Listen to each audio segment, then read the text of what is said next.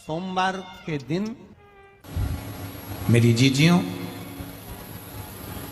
तुम्हारा काम ना चल रहा हो, व्यापार ना चल रहा हो, बहुत कर्जे में लदालूम हो गए हो, बहुत तकलीफ की जिंदगी चल रही है, ना मान मिल रहा है, ना सम्मान मिल रहा है, ना आदर मिल रहा है, ना ही कोई कदर करता है और ना ही जगह जगह की ठोकर खा खा कर थक गए हो, तो निवेदन है,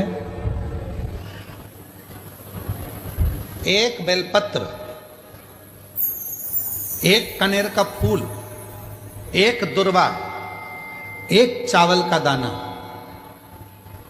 और वो चावल का दाना भी लाल चंदन में भींगा हुआ।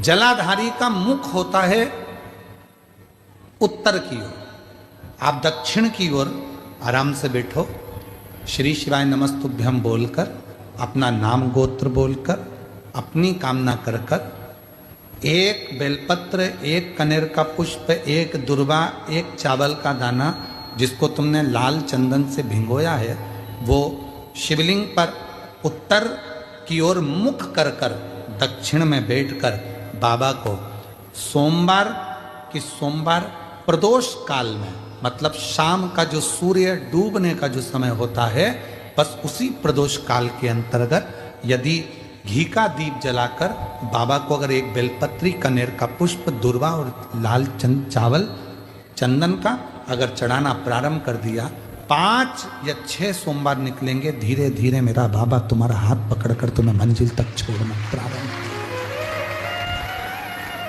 नहीं चल रहा व्यापार, नहीं चल रही फैक्ट्री, नहीं चल रही दुकान, बहुत तकलीफ की जिंदगी है, कोई पैसे खाकर भाग गया, नहीं दे रहा, कर्जे में डूब गए, तकलीफ में आ गए, कैसी भी समस्या है उसमें शिव की शरणागति आपको सुख देगी। आडंबर में नहीं जाना। कोई कह दे मैं तुम्हारे पैसे निकलवा दूंगा, कोई के मैं ये कर दूंगा, कोई के मैं वो कर दूंगा, फालतू की बात, ये सब व्यर्थ है। अपन ने किसी को पैसा दिया है तो अपना पैसा अपने को लाना पड़ेगा। कर्जा अपन ने किया है तो उस कर्जे को भी अपने को ही भरना पड़ेगा। तो मेहनत भी तुम्हें खुद करना पड़ेगा, जल भी तुम्हें खुद चढ़ाना पड़ेगा। कोई आपका कोई एग्जाम आप देने के लिए बैठ रहे हैं, कोई विशेष परीक्षा है आपकी और आप चाहते हो कि मुझे इसमें पास होना चाहिए, आप चाहते हो कि इस परीक्षा में मैं पास हो जाऊं और बहुत जरूरी है मेरा पास होना, मैं बहुत बार दे चुका हूं, बहुत बार दे चुकी हूं, तो प्रयास करना एग्जाम के पहले कोई सोमवार पड़े, त्रिपुरा सुंदरी माता का नाम लेकर उत्तर की ओर मुख कर कर गन्ने का रस, शुगर का रस, गन्ने का रस, एक का रस लेकर दोनों हाथों में कलश में भरकर नाम और गोत्र आपका बोलकर मन की कामना कर कर, जैसे कांवड़ शिव जी को चढ़ाते हैं दोनों हाथ से, उसी तरह वो गन्ने का रस से शंकर जी का अभिषेक त्रिपुरा सुंदरी के भाव से कर दीजिए महाराज। ऐसा कोई एग्जाम नहीं होगा जिसमें आप पास नहीं हो सकते, निकल ही जाओ, निकल ही जाओ। त्रिपुरा सुंदरी माता का स्मरण, मात्र स्मरण सुख का देगा। जिसका विवेक कमजोर हो, बुद्धि कमजोर, जिसके घर में संपदा की कमी होती है, जिसके घर में कर्जा बढ़ जाता है, लक्ष्मी नहीं आती, बहुत टेंशन की जिंदगी जीता है मनुष्य, व्यापार चल नहीं रहा, बहुत तकलीफ का जीवन चल रहा होता है, तो आज भी नियम है महाराज कि सोमवार, शुक्रवार, ये 2 वार ऐसे हैं, इन 2 वार को यदि कटोरी में थोड़ा सा शहद रखकर, मधु रखकर यदि लक्ष्मी जी का स्मरण किया जाए और माता लक्ष्मी जी का स्मरण कर कर एक लाल पुष्प उस कटोरी के सम्मुख में माता लक्ष्मी का नाम लेकर रखा जाए और बाद में वही शहद, वही मधु और वही पुष्प सोमवार का दिन और शुक्रवार के दिन लक्ष्मी का पूजन कर कर, स्मरण कर कर, दूसरे दिन शुक्रवार के दिन पूजन करें, शनिवार के दिन उस मधु का, उस पुष्प का विसर्जन करें, सोमवार के दिन पूजन करें, लक्ष्मी जी का स्मरण कर कर और मंगलवार के दिन अगर विसर्जन करें, 5 या 7 सोमवार या शुक्रवार को यदि आप मधु का भोग लक्ष्मी जी को लगाना प्रारंभ कर दें, शिव का नाम स्मरण कर कर, तो उसके घर में कभी संपदा की कमी नहीं होती। लक्ष्मी उस संपदा को बढ़ाती। कितना सुंदर कहा है महाराज। मान लो कोई काम है आपका और आपका वो काम नहीं हो रहा, आपने पूरा प्रयास कर लिया, बहुत मेहनत कर ली, और वो काम यदि आपका नहीं हो रहा, तो एक नियम बनाओ, 5 सोमवार, 5 बेलपत्र, 5 चावल का दाना, 5 कनेर का पुष्प पीला,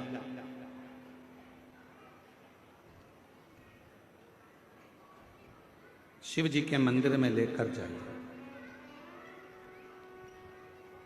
सबसे पहले अशोक सुंदरी वाली जगह पर वो 5 बेलपत्र, 5 चावल के दाने और 5 कनेर का पुष्प, अशोक सुंदरी की जगह, आपको मालूम है ना अशोक सुंदरी की जगह सबको। तो जैसे ये जो शिवलिंग है, ये जो जलाधारी है, ये माता पार्वती जी का हस्त कमल है। शिवलिंग शंकर भगवान का स्वरूप है। जल जो बहता है, राइट में गणेश जी, लेफ्ट में कार्तिकेय जी, बीच में एक मोटी सी लाइन होती है शिवलिंग के सामने, वो अशोक सुंदरी का स्थान है। शिवलिंग के ठीक ऊपर भगवान शंकर जी का जो जल बूंद बूंद गिरता है, वो भगवान शंकर जी की 5 बेटियां जया, विषहरा, शामली बारी, दौतली और देव। इस स्थान पर आप जो भी 5 बेलपत्र, 5 चावल का दाना, 5 कनेर का पुष्प लेकर गए हो, यहाँ समर्पित करो। शिव जी से प्रार्थना करो, बाबा मेरा ये काम है पूर्ण होना चाहिए। बहुत हाथ पैर जोड़ लिए लोगों के, हो नहीं रहा। यही सामग्री को उठाकर शंकर भगवान के शिवलिंग पर समर्पित करो।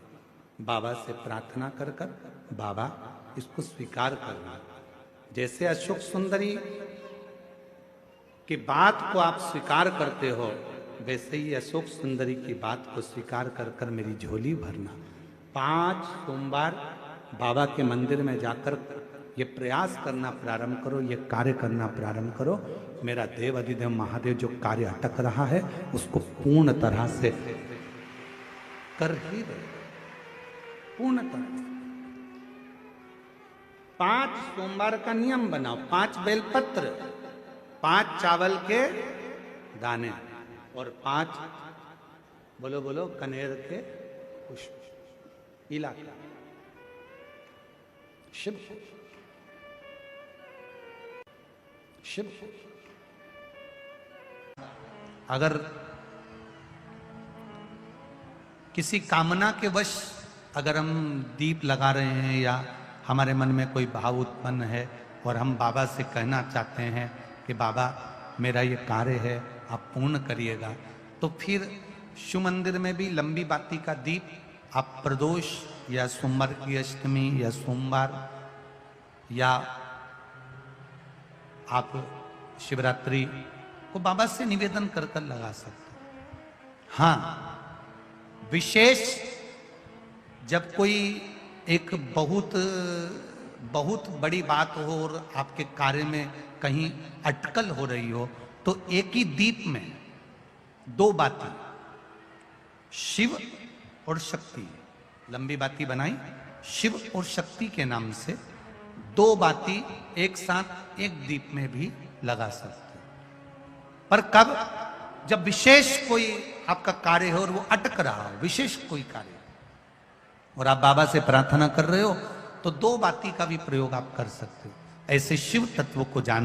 शिव महापुराण की कथा तो ये तक कहती है कि अगर जिंदगी में कोई नशा करने वाला व्यक्ति हो ना, बहुत दारू का नशा या चिलम का नशा या चरस का नशा या अन्य नशे ज्यादा करता हो, और कोई नशे से युक्त अगर व्यक्ति है, बहुत नशेला व्यक्ति है, बहुत नशे में डूबने वाला अगर कोई व्यक्ति है, तो शिव महापुराण की कथा तो यहाँ तक कहती है कि बेल पत्र के बीच वाले पत्ते पर बेलपत्र के अगर बीच वाले पत्ते पर गौ माता का घृत, गाय के दूध से बना हुआ घी अगर बीच वाले पत्ते पर लगाकर शंकर भगवान को समर्पित करा जाए और वही पत्ते को उठाकर, उसी पत्ते को उठाकर भगवान शिव जी का कृतिवशेश्वर नाम लेकर अगर वही पत्ता उठाकर कोई बहुत नशे में धुत अगर व्यक्ति रहता है और उस व्यक्ति को प्रत्येक सोमवार को एक पत्ता गाय के घी का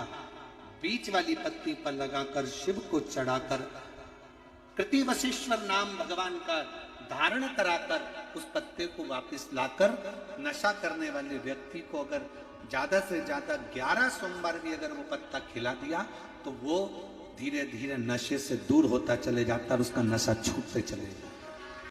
पंच बेलपत्र, पंच पुष्प, पंच दुर्वा और पंच पात्र जल।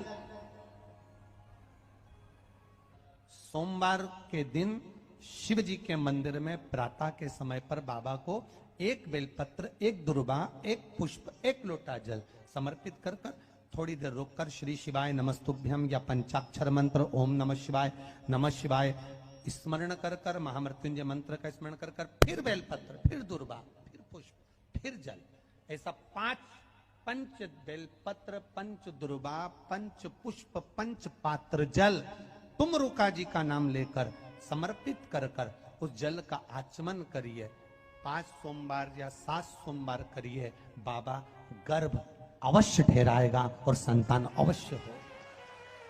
जब माता अंजना जी के गर्भ से संतान नहीं हुई, सालों निकल गए, माता अंजना जी के गर्भ से संतान उत्पन्न नहीं, दुखी हो गई, कहां जाऊं, किससे कहूं कि मुझे औलाद नहीं हो रही है, मुझे संतान नहीं हो रही।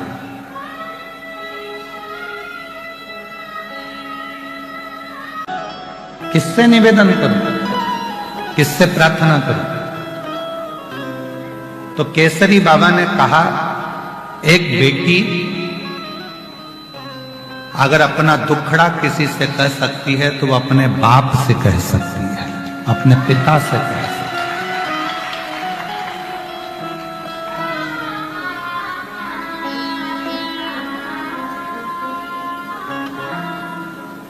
दो पिता हैं, एक ने जन्म दिया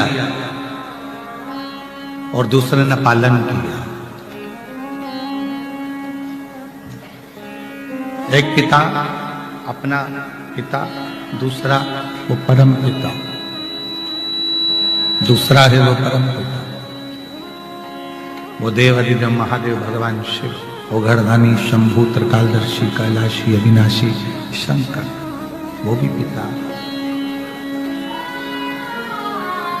और मेरी जीजियों, आप बाहर की अपने दुखड़े को अगर कहना है तो एक बार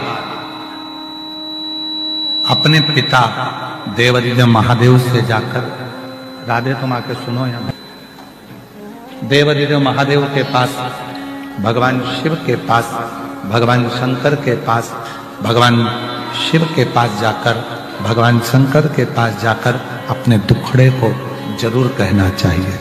भगवान शिव से अपना दुखड़ा जरूर सुनाना चाहिए, जरूर।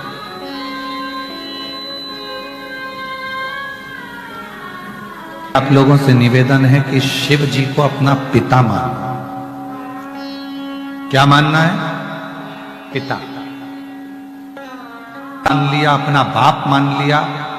जिस दिन शंकर भगवान को अपना पिता मान लिया, उस दिन शंकर भगवान अपनी बेटी को जिंदगी में कभी दुखी नहीं देख सकते। जब अशोक सुंदरी का विवाह किया मेरे शंकर भगवान ने, और अशोक सुंदरी का जब विदा किया, अशोक सुंदरी की जब विदाई करी गई, अशोक सुंदरी जब जा रही थी तो पिताजी ने अशोक सुंदरी को विदा करते करते कहा, अशोक सुंदरी ने कन्यादान में अपने पिता से वचन लिया है,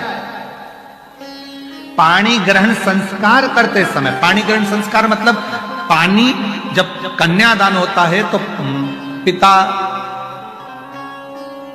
पाणी ग्रहण संस्कार जब होता है उस समय पर पानी चढ़ाते हुए अपने पिता से संकल्प लिया है अशोक सुंदरी ने। अशोक सुंदरी ने संकल्प लिया और अशोक सुंदरी ने संकल्प लिया कि पिताजी, संसार की कोई भी बेटी भूल से भी अगर आपके मंदिर में जल चढ़ाना प्रारंभ कर दे, उसको आप बेटी स्वीकार कर कर उसके दुख को मिटाना प्रारंभ कर देना। ये अशोक सुंदरी ने वर मांगा।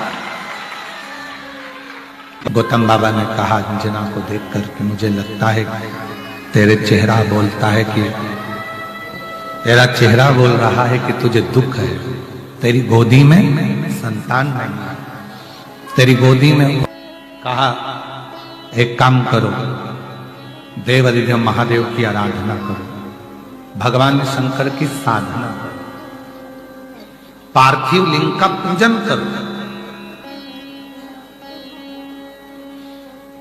लोग कहते हैं गुरुजी पार्थिव पूजन का महत्व क्या केवल कलिकाल में है? नहीं, सतयुग में भी पार्थिव का पूजन होता था। मां पार्वती जी ने पार्थिव लिंग का पूजन करा, मां सती ने पार्थिव लिंग का पूजन करा।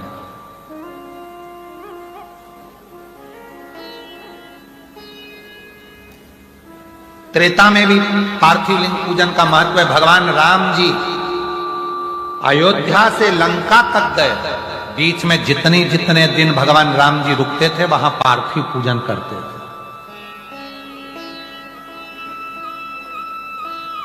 और द्वापर में भगवान कृष्ण पार्थिव पूजन करते थे।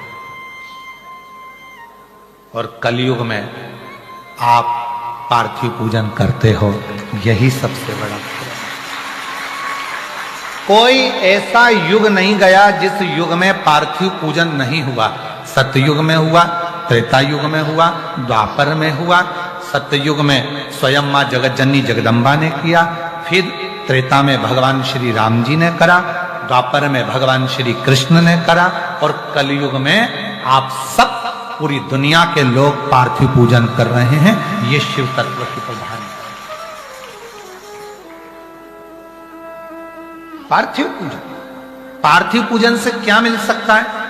तो पार्वती जी ने पार्थिव पूजन कर कर शंकर को अपना बना लिया, राम जी ने पार्थिव पूजन कर कर लंका को अपना बना लिया, भगवान कृष्ण ने पार्थिव पूजन कर कर अपनी रानियों को 16,108 रानियों के संतान की प्राप्ति कर ली। और संसार के लोग कलिकाल में अगर पार्थिव पूजन करते हैं तो पार्थिव पूजन करने से उनके मनवांछित फल की प्राप्ति होती ही है। करो पार्थिव पूजन। पार्थिव पूजन का बड़ा महत्व है। पार्थिव पूजन करने वाला, इसलिए आप लोगों से कहा था अलग से कहीं मिट्टी लेने जाने की जरूरत नहीं है, अलग से कहीं जाने की जरूरत नहीं है। अपने घर में छोटा सा अगर कोई पौधा है, उस पौधे की मिट्टी को थोड़ा सा ऊपर कर लो, थोड़ा सा हाथ को गीला कर कर चारों तरफ से हाथ फेर कर जलाधारी बना दो, उसी मिट्टी की, उसी पार्थिव लिंग की पूजन कर लो, और वहीं पर एक लोटा भरकर पानी डालकर उसी लिंग का वहीं पर विसर्जन कर दो। हो गई पार्थिव पूजन। इतनी सरल। पार्थिव पूजन से बढ़कर और क्या होगा? इतनी सरल, इतनी सरल। बस वो पार्थिव पूजन वहीं की वहीं हो जाए। पार्थिव पूजन बहुत कठिन पूजन नहीं है। पार्थिव पूजन बड़ी सरलता के साथ, सहजता के साथ। अब कई लोग कहते हैं गुरुजी हमारे पास कोई सामग्री नहीं हो तो मत होने दो। ना हो कोई बात नहीं, नहीं है कोई बात नहीं।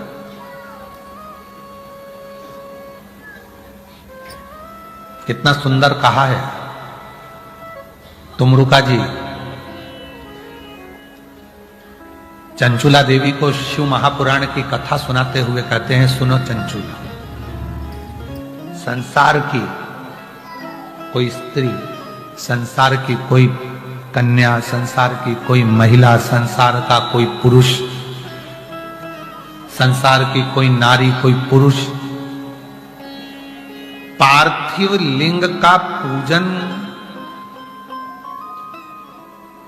करती है, करता है, उसका दर्शन करती है, करता है, तो वो जो मन में जो कामना करता है वो कामना देवाधिदेव महादेव को पूरा करना ही पड़ता है। तुम रुका जी करें चंचुला देवी से, तुम रुका जी करें चंचुला देवी,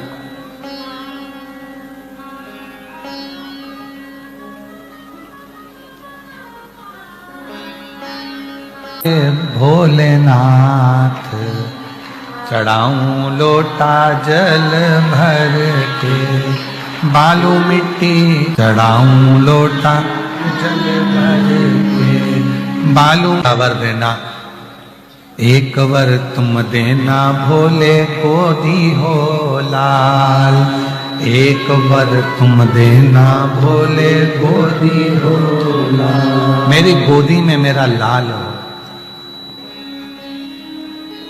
कृपा करना पूरा परिवार पूरा कुटुंब तेरी आराधना तेरी साधना तेरी पूजन करे, अपने मन की सारी कामनाएं प्राप्त कर सके। पार्थिव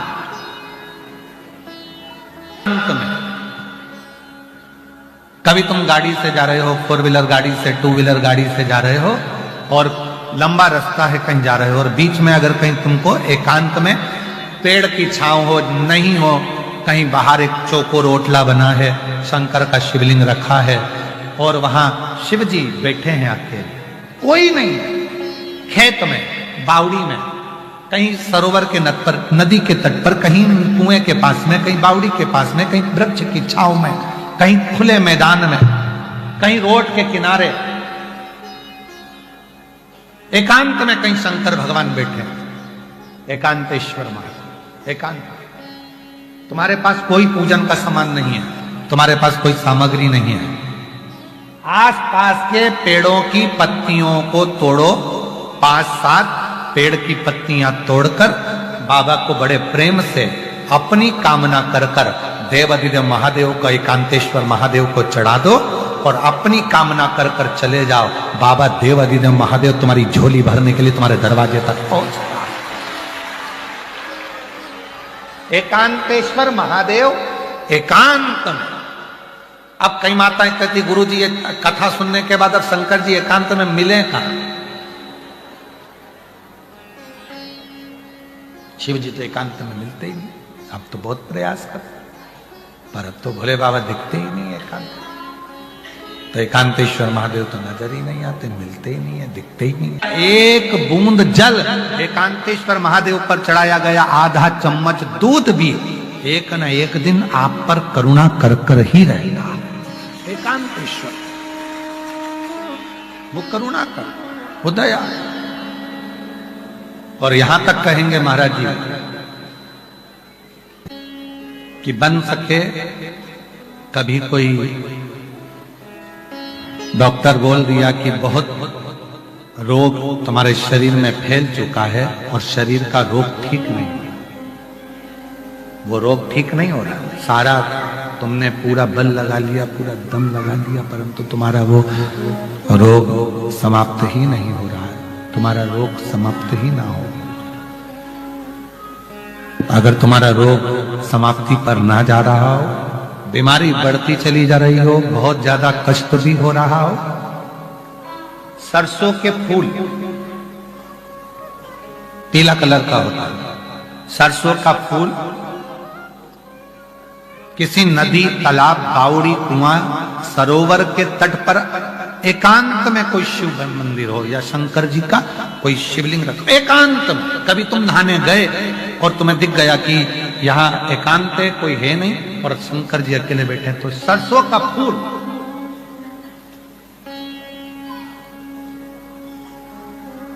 शिव को समर्पित करो। और जिस नदी के तट पर आपने शिवलिंग को जब वो सरसों का फूल चढ़ाया है, उसी जलाशय का जल लेकर अपने ऊपर प्रोक्षण 7 बार करो। कुंदकेश्वर महादेव का नाम ले, डॉक्टर का इलाज कराते रहो, जांच कराते रहो, दवाइयां लेते रहो और साथ में अगर 2 या 3 बार आपने सरसों का फूल चढ़ाकर जिस जलाशय जो नदी तालाब बावड़ी कुआं जहां पर भी वो शिवलिंग रखा है उसका जलाशय का जल यदि अपने ऊपर 5 से 7 बार प्रोक्षण कर लिया तो जो बीमारी शरीर में है उसको समाप्त होना ही पड़ेगा, धीरे धीरे वो समाप्ति पर जाएगी। सरसों का फूल शिव को समर्पित।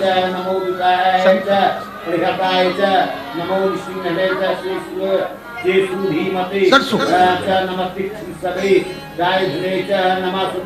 डॉक्टर कह दिए कंठ पर कोई रोग है, वक्षस्थल पर कोई रोग है, छाती में कोई गठान आ गया है, रोग आ गया, वो रोग धीरे धीरे मिट रहा है, लग रहा है समय लग रहा है, परंतु आप डॉक्टर की दवाई लो, जांचें कराओ, औषधि लो, दिखाओ, जांच कराओ, और साथ में, क्योंकि हमने पहले भी कहा डॉक्टर शंकर का एक रूप होता है, डॉक्टर शिव का एक रूप है, डॉक्टर जैसा कहे वैसा करो, पर साथ में शिव पर भरोसा कर शंकर का विश्वास।